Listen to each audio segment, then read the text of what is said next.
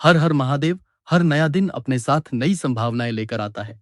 जो व्यक्ति धैर्य, मेहनत और सही दिशा में निरंतर आगे बढ़ता है, सफलता भी एक दिन उसी के कदम चूमती है। इसलिए परिस्थितियां जैसी भी हों, अपने आत्मविश्वास और कर्म पर हमेशा विश्वास बनाए रखिए। वीडियो को लाइक कीजिए, कमेंट कीजिए, शेयर कीजिए, चैनल को सब्सक्राइब कीजिए और कमेंट में अपनी कुलदेवी तथा कुलदेवता का नाम अवश्य लिखिए। आज का यह ज्योतिषीय वीडियो धनु राशि वालों के लिए बहुत ही विशेष होने वाला है। जुलाई 2026 का महीना आपके लिए कैसा रहेगा? ग्रहों की स्थिति आपके जीवन पर किस प्रकार का प्रभाव डालेगी और किन क्षेत्रों में शुभ तथा किन विषयों में थोड़ी सावधानी रखने की आवश्यकता रहेगी, इन सभी बातों को विस्तार से समझेंगे। इस वीडियो में स्वास्थ्य, शिक्षा, प्रेम प्रसंग, वैवाहिक जीवन, गृहिणी के लिए भाग्य, करियर, व्यापार, आर्थिक स्थिति तथा नवग्रहों की जुलाई माह की गोचर स्थिति का विस्तृत विश्लेषण किया जाएगा। कौन सा ग्रह किस भाव में गोचर कर रहा है और वह आपके जीवन में किस प्रकार के परिणाम देने की क्षमता रखता है, आइए इसे विस्तार से समझते हैं। वीडियो के अंत में आपके लिए कुछ अचूक उपाय भी बताए जाएंगे। फिलहाल ग्रहों की स्थिति पर दृष्टि डालें तो शनि चतुर्थ भाव में, राहु तृतीय भाव में, मंगल षष्ठ भाव में, सूर्य सप्तम भाव में, गुरु, शुक्र और बुध अष्टम भाव में तथा केतु नवम भाव में स्थित हैं। इन्हीं ग्रहों की चाल और इनके प्रभाव के आधार पर जानते हैं कि जुलाई का महीना धनु राशि वालों के लिए कैसा रहने वाला है। अब सबसे पहले बुध ग्रह की बात करते हैं। बुध इस समय वक्री होकर अपनी ही राशि में वापस आ रहे हैं, यानी आगे बढ़ने के बाद अब उल्टी चाल चलते हुए लगभग 24 जुलाई तक वक्री रहेंगे। इसी प्रकार 27 जुलाई से शनि भी वक्री हो जाएंगे। शनि आपकी ढैया के दौरान ही चतुर्थ भाव में उल्टी चाल चलेंगे। इसका प्रभाव लगभग 11 दिसंबर तक देखने को मिल सकता है। हालांकि यह परिवर्तन अधिकांश धनु राशि वालों के लिए पहले की तुलना में कुछ बेहतर परिणाम देने वाला माना जा सकता है। फिर भी कुछ विषयों में सावधानी बनाए रखना आवश्यक रहेगा। मंगल पूरे महीने षष्ठ भाव में स्थित रहेंगे, जो ऋण, रोग और शत्रु का भाव माना जाता है। वहीं 4 जुलाई के बाद शुक्र सिंह राशि में प्रवेश करके आपके नवम भाव में केतु के साथ पहुंच जाएंगे। अब जानते हैं कि इन सभी ग्रहों की स्थिति आपके जीवन के विभिन्न क्षेत्रों में किस प्रकार के परिणाम देने वाली है। सबसे पहले शनि की बात करें। शनि चतुर्थ भाव में वक्री हो रहे हैं। इसे इस प्रकार भी समझा जा सकता है कि आपकी ढैया का प्रभाव पूरी तरह समाप्त तो नहीं होगा, लेकिन उसकी तीव्रता पहले की अपेक्षा कुछ कम हो सकती है। कोई ग्रह वक्री होता है तो वह अपने पिछले भाव के परिणाम भी किसी हद तक देने लगता है। इसलिए शनि का प्रभाव तृतीय भाव से जुड़े विषयों पर भी दिखाई दे सकता है। तृतीय भाव में शनि का प्रभाव सामान्यतः परिश्रम, साहस, धैर्य और लगातार प्रयास करने की क्षमता को बढ़ाने वाला माना जाता है। यह समय आपको चुनौतियों से भागने के बजाय उनका सामना करने की मानसिक शक्ति दे सकता है। अपने कार्यों को लेकर गंभीरता बढ़ेगी और कठिन परिस्थितियों में भी समाधान खोजने की क्षमता विकसित होगी। आपका कार्य मेहनत, यात्रा, संचार, मार्केटिंग, सेल्स या लगातार प्रयास पर आधारित है, तो वहां यह स्थिति सहयोग देने वाली मानी जा सकती है। हालांकि चतुर्थ भाव में वक्री शनि होने के कारण माता के स्वास्थ्य, घर के वातावरण, जन्मस्थान या पड़ोस से जुड़े कुछ विषयों पर भी समय समय पर ध्यान देना पड़ सकता है। ढैया का अर्थ हमेशा केवल नकारात्मक परिणाम नहीं होता। यदि पिछले समय से कोई कठिन परिस्थिति चल रही थी, तो उसमें अब धीरे धीरे सुधार आने की संभावना भी बन रही है। चतुर्थ भाव के प्रभाव के साथ तृतीय भाव के परिणाम मिलने से यह परिवर्तन धनु राशि वालों के लिए सकारात्मक संकेत माना जा सकता है। शनि की दृष्टियां पहले की तरह ही प्रभावी रहेंगी। उनकी दृष्टि दशम भाव, प्रथम भाव तथा षष्ठ भाव पर बनी रहेगी। इसलिए करियर, पद प्रतिष्ठा और कार्यक्षेत्र में सफलता के लिए अतिरिक्त मेहनत करनी पड़ सकती है। आपकी ढैया अभी चल रही है, इसलिए प्रयासों में निरंतरता बनाए रखना आवश्यक रहेगा। हालांकि ग्रहों की वर्तमान स्थिति यह भी संकेत देती है कि अब परिस्थितियां धीरे धीरे आपके बदलना शुरू कर सकती हैं। इसी बीच गुरु और सूर्य का अष्टम भाव में होना भी महत्वपूर्ण परिवर्तन का संकेत देता है। कई बार ऐसे अवसर वहीं से मिलते हैं जहां से उनकी उम्मीद नहीं होती। जीवन में अचानक कुछ ऐसे बदलाव आ सकते हैं जो शुरुआत में सामान्य लगें, लेकिन आगे चलकर आपके लिए लाभदायक सिद्ध हों। यदि गुरु आपकी जन्म कुंडली में मजबूत स्थिति में है और अष्टक वर्ग में भी अच्छे अंक प्राप्त कर रहे हैं, तो यह गोचर और भी बेहतर परिणाम देने की क्षमता रखता है।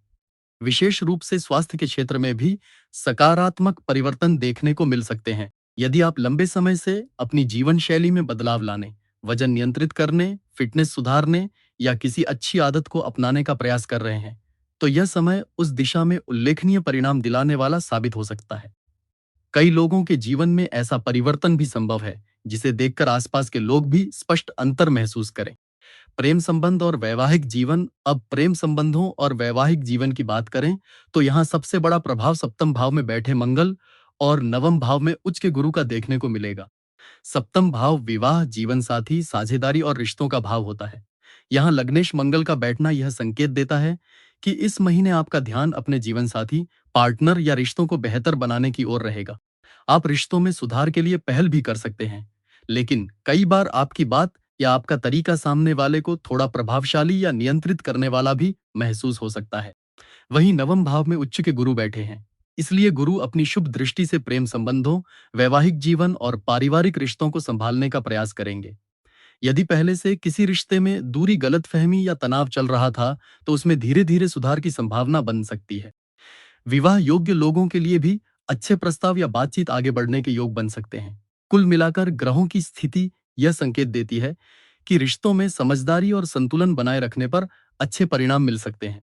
विद्यार्थियों के लिए विद्यार्थियों की बात करें तो यहाँ पंचम भाव में शनि और नवम भाव में उच्च के गुरु महत्वपूर्ण भूमिका निभा रहे हैं।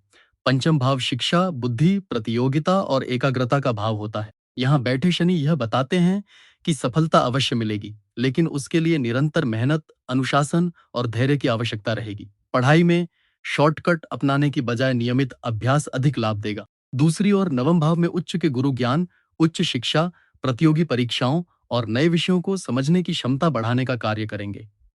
यदि आप किसी प्रतियोगी परीक्षा, शोध, तकनीकी शिक्षा या उच्च अध्ययन की तैयारी कर रहे हैं, तो यह समय आपके लिए सहयोगी सिद्ध हो सकता है। हालांकि वक्री बुध के कारण पुराने विषयों की दोबारा तैयारी या अधूरे टॉपिक पूरे करने की आवश्यकता भी महसूस हो सकती है। व्यापार और नौकरी, व्यापार और करियर की बात करें तो यहाँ दशम भाव में केतु, सप्तम भाव में मंगल तथा अष्टम भाव में सूर्य का प्रभाव प्रमुख रहेगा। दशम भाव कार्यक्षेत्र, पद और प्रतिष्ठा का भाव होता है। यहाँ केतु का होना कार्यशैली में बदलाव या नई दिशा की ओर संकेत देता है। कई लोगों के कार्य करने के तरीके में परिवर्तन आ सकता है।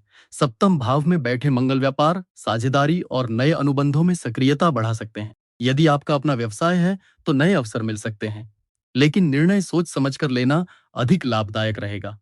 नौकरी करने वाले लोगों को भी नई जिम्मेदारियां या कार्यक्षेत्र में बदलाव देखने को मिल सकता है। अष्टम भाव में सूर्य होने के कारण महीने के पहले भाग में अधिकारियों के साथ व्यवहार और कार्यों में विशेष सावधानी रखना बेहतर रहेगा। 16 जुलाई के बाद परिस्थितियां पहले की तुलना में अधिक अनुकूल दिखाई दे सकती हैं। आर्थिक स्थिति, आर्थिक मामलों में द्वितीय भाव पर गुरु की दृष्टि, षष्ठ भाव में मंगल तथा दशम भाव में केतु का प्रभाव देखने को मिलेगा।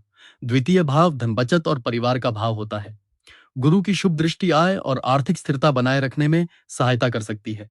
वहीं षष्ठ भाव में मंगल यह संकेत देते हैं कि मेहनत और प्रयास के माध्यम से आय के अवसर बढ़ सकते हैं। कहीं धन अटका हुआ है तो उसे प्राप्त करने के लिए सक्रिय प्रयास करने पड़ सकते हैं। हालांकि कार्यक्षेत्र में परिवर्तन से किसी नई योजना के कारण कुछ अतिरिक्त खर्च भी सामने आ सकते हैं। इसलिए धन से जुड़े निर्णय सोच समझकर लेना लाभदायक रहेगा। गृहिणियों के लिए चतुर्थ भाव पर शनि का प्रभाव, सप्तम भाव में मंगल और नवम भाव में गुरु महत्वपूर्ण रहेंगे। चतुर्थ भाव घर, परिवार और घरेलू सुख का भाव माना जाता है। शनि के प्रभाव के कारण घर परिवार की जिम्मेदारियां पहले की अपेक्षा कुछ अधिक महसूस हो सकती हैं, लेकिन धीरे धीरे परिस्थितियां संतुलित होने लगेंगी। सप्तम भाव में मंगल होने के कारण जीवन साथी या ससुराल पक्ष से जुड़े कुछ कार्यों में आपकी सक्रिय भूमिका रह सकती है। कुछ गृहिणियों को ससुराल पक्ष में किसी कार्यक्रम, यात्रा या किसी सदस्य के स्वास्थ्य अथवा अन्य विषयों को लेकर व्यस्त रहना पड़ सकता है। यदि पहले से कोई पारिवारिक मतभेद चल रहा है, तो उसमें बातचीत के माध्यम से सुधार की संभावना भी बन सकती है। नवम भाव में उच्च के गुरु होने के कारण धार्मिक कार्यों, पूजा पाठ, यात्रा या परिवार के साथ किसी शुभ आयोजन में शामिल होने के योग बन सकते हैं।